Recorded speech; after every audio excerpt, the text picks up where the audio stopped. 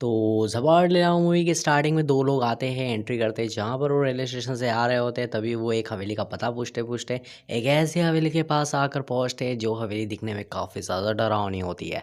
और इसी हवेली के पास हम देखने वाले हैं कि जहाँ उनका फ्रेंड रह रहा है, जिसका नाम है रवि, वो ज़्यादा कॉमेडी किस्म का इंसान है और वो उससे भूतों से बिल्कुल भी डर नहीं लगता।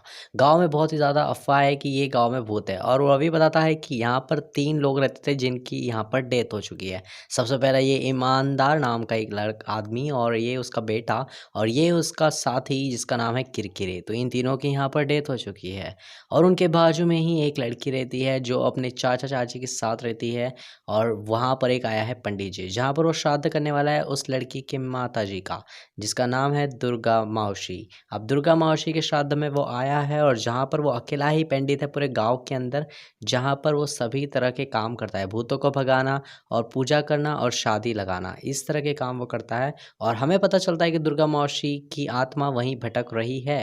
दुर्गा मौसी अभी एक अच्छी आत्मा है जो कि वहीं पर भटक रही है। तो इस हवेली के अंदर वो श्राद्ध की जलेबियाँ देने आती है, तभी पता चलता है हमें कि रवि और वो लड़की बचपन में एक दूसरे को जानते थे और वो एक दूसरे को काफ़ी ज़्यादा लाइक भी करते हैं, राइट। तो यहाँ पर वो तीनों भी बैंक में काम करने आए हैं, रवि और उसके दोनों दोस्त भरत भी। तो यहाँ पर वो खाना खा रहे होते तभी उन्हें पता चलता है कि दुर्गा मौसी की जो जान है वो चली गई थी कुएं में गिरकर। लेकिन फिर वहाँ पर उन्हें एक पुलिस वाला बताता है कि मेरे पास में उसका केस था, लेकिन दुर्गा मौसी की मौत भूत ने की है। वो भूत कोई और नहीं इनामदार का है और वो इनामदार का भूत उनके हवेली में रहता है, जहाँ पर उसका बेटा उस हवेली में रहता था, जहाँ पर वो तीनों अभी रह रहे हैं। उस बेटे को पागलपने की एक बीमारी थी शायद, और उसे ठीक करने के लिए हमेशा सोचते रहते थे कि कब हमारा बेटा अच्छा हो जाएगा। तभी ईमानदार उसके साथी को बोलता है कि इसकी शादी कर देनी चाहिए, तभी ये सुधर जाएगा। और फिर इनामदार बताता है कि इससे कोई शादी नहीं करेगा, इससे गाँव के बाहर की लड़की से शादी करनी होगी, ताकि किसी को पता ना चले और ये इसके पागलपन की बीमारी भी किसी से पता नहीं चलेगी, और हम किसी और लड़की से इसकी शादी कर देंगे जो गाँव के बाहर रहती हो। और ये बात यहाँ दुर्गा मौसी को पता चल जाती है, जो कि काफ़ी ज़्यादा ईमानदार होती है और वो ये चीज़ करने से मना करती है। और फाइनली शादी में आने के बाद वो इस शादी को तोड़ देती है। वो सभी को सच्चाई का बता देती है कि ये लड़का पागल है और इसके साथ ये बाहर की लड़की की शादी करा रहे हैं। और ऐसा पता चलने के बाद गाँव वाले उसके साथी किरकिरे को नहीं छोड़ते, जो कि इनामदार का साथी होता है। उसे वो इतना ज़्यादा मारते हैं कि उसे मार ही देते हैं। और यहाँ पर उसके पागल लड़के को पागल खाने में डाल दिया जाता है और पागल बनने की वजह से वो खुद की सुसाइड कर लेता है। और यहाँ पर इसी सदमे को वो बर्दाश्त नहीं कर पाता इनामदार, और वो श्राप देता है दुर्गा मौसी को कि तुम्हारी बेटी की शादी भी नहीं होने दूंगा। और ऐसे ही बोलकर वो हार्ट अटैक उसे आ जाता है और उसकी आत्मा इसी हवेली में घूम रही है। यानी कि अब वो तीनों की आत्मा इसी हवेली में है। और जहाँ पर दुर्गा मौसी की भी आत्मा हमने देखी थी, अब मौसी की जो आत्मा है वो पॉजिटिव है और ये जो तीनों आत्माएं थी वो नेगेटिव है। और यहाँ पर हमें पता चलता है कि मनीषा, जो कि दुर्गा मौसी की लड़की है, वो रवि को लाइक करती है और यहाँ पर अब वो शादी के डिसीजन ले लेते हैं। तो दुर्गा मौसी, जो कि एक आत्मा है, उसे काफ़ी अच्छा लगता है और यहाँ पर रवि इसी खुशी में पार्टी करने की सोचता है हवेली के अंदर। और जहाँ पर बहुत ही ज़्यादा अजीब सी चीज़ें होने लगती है, क्योंकि यहाँ के जो भूत थे वो नहीं चाहते थे कि मनीषा की शादी हो, ठीक है, जो कि दुर्गा मौसी की लड़की है, ठीक है। तो यहाँ पर अब ये गेम खेल रहे होते तभी वहाँ पर प्रिडिक्शन देता है हमारा भरत, क्योंकि भरत के अंदर आत्मा घुस गई है और भरत के अंदर एक ऐसी खूबी है जिसके अंदर सारी तरह की आत्मा घुस जाती है, ठीक है। क्योंकि उसका नक्षत्र में कुछ ऐसी चीज़ें लिखी है जहाँ पर वो सभी चीज़ें गलत बताता है और वो कहता है कि यहाँ पर किसी भी तरह की शादी नहीं होगी, क्योंकि उसके अंदर एक भूत घुस चुका है और वो कहता है कि यहाँ पर कोई भी शादी नहीं होगी। और ये दारू के नशे में होते हैं, इसलिए कोई इस बात को गौर से नहीं लेता। और रवि अगले ही दिन मनीषा के घर जाकर कहता है कि शादी करने का डिसीजन उन्हें उसके चाचा चाची को बता देता है। और यहाँ पर फिर सगाई की रस्म के लिए रवि के माता पिता गांव के अंदर आते हैं और यहाँ पर अब सभी सगाई की तैयारियां हो चुकी होती है। सगाई के बाद शादी होती है। तो यहाँ पर अब पंडित जी आ चुके हैं और सभी तैयारियां हो चुकी है, तभी अंगूठी लाने के लिए वो भेजते हैं भरत को। अब भरत का तो केस आप सभी को पता ही है कि भरत के अंदर किसी भी तरह की आत्मा घुस जाती है। तो भरत को वो अंगूठी लाने के लिए ऊपर के कमरे में की तरफ भेजते हैं। तभी उस हवेली के अंदर जो भूत है, जो नहीं चाहते कि मनीषा और रवि की शादी हो, वो उसके अंदर घुस जाते हैं। तो किरकिरे नाम का जो भूत है वो उसके अंदर घुस जाता है और वो कहता है कि लड़की तो मांगलिक है, मंगलिक लड़की से ये शादी करेगा तो इसकी डेथ हो जाएगी। और रवि की माताजी इस बात पर बहुत ज़्यादा गुस्सा हो जाती है और वो मनीषा की माताजी से लड़ाई करती है और मनीषा की माताजी कहती है कि अब मनीषा की शादी रवि से नहीं होगी। ये बात तो रवि को अच्छे से पता थी कि हमारी मनीषा मांगलिक है और फिर वो यहाँ से चले जाते हैं और मनीषा के माताजी को अच्छा नहीं लगता, जो कि एक घोस्ट है। अब वो भूत होने की वजह से कुछ कर तो नहीं सकती और यहाँ पर रवि भरत को मारने ही वाला होता है कि तूने हमारी शादी क्यों तोड़ दी? तूने क्यों बताया कि वो मंगलिक है? और फिर उसे लगता है कि भरत पागल है और इसलिए वो उसे पागलखाने में डाल देता है।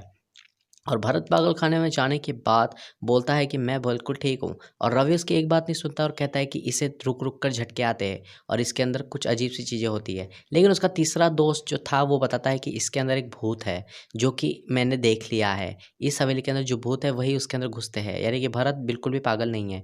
और इसीलिए वो सबसे पहले एक बाबा के पास गया था, जो कि कोई और नहीं वही पंडित जी था और वो नाटक करता है हवेली में जाकर कि वो भूत पकड़ रहा है, क्योंकि उसे भूत पकड़ना तो आता ही नहीं। फिर भूत उसे छोड़ने वाले तो नहीं हैं, भूत उसके पीछे पड़ जाते हैं और भूत उसे भरत के अंदर घुसकर उसे काफ़ी ज़्यादा परेशान करते हैं और उसे वहाँ से भगा देते हैं, क्योंकि उसे भूत पकड़ना ही नहीं आता। और यहाँ पर दुर्गा मौसी फिर से भरत के अंदर घुसकर उसे बताती है कि तुम्हें इस शादी को टूटने से बचाना होगा।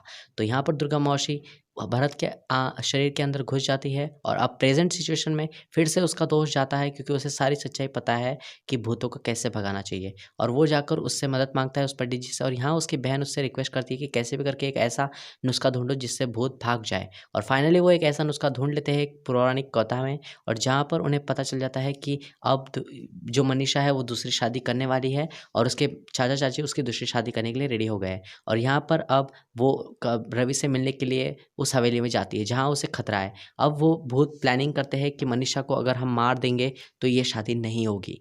तो फिर यहाँ पर भरत आ चुका है, क्योंकि वो हॉस्पिटल में से काफ़ी ज़्यादा तंग आ चुका था और पागलखाने से वो डायरेक्ट हवेली के अंदर आ चुका है। लेकिन उसके अंदर आत्मा घुस जाती है इनामदार की और अब वो मनीषा के पीछे पड़ गया है। यानी कि अब वो मनीषा को मारने के पीछे पड़ गया है और यहाँ पर ये लोग वहीं पर नुस्खा देख रहे हैं। तभी लेकिन यहाँ पर रवि आ जाता है उसे बचाने के लिए, लेकिन रवि को इनामदार का भूत मार देता है, यानी कि मारने लगता है। अभी रवि मरा नहीं है, लेकिन यहाँ पर अब वो काफ़ी ज़्यादा डेंजरस सिचुएशन में आ जाते हैं, जहाँ पर मनीषा गिरने ही वाली होती है बहुत ही ऊपर की ऊँचाई से। लेकिन तभी वो भूत निकल जाता है भरत के शरीर से, क्योंकि ये जो भूत है वो सिर्फ़ हवेली तक ही सीमित रहता है और बाहर उसे दुर्गा मौसी की आत्मा उसके शरीर में घुस जाती है और दुर्गा मौसी की आत्मा मनीषा को गिरने से बचा लेती है और फाइनली वो उसे कहती है कि मैं तुम्हारी माँ हूँ। लेकिन इस बात पर मनीषा बिल्कुल बिलीव नहीं करती और यहाँ पर वो भूत कहता है कि मैं तुमसे बदला लेकर रहूँगा दुर्गा मौसी। और यहाँ से वो जाने ही वाले होते हैं और दुर्गा मौसी उन्हें सब बताती है कि ये जो भूत है ये सिर्फ़ हवेली तक है, हमें हवेली से बाहर जाना होगा।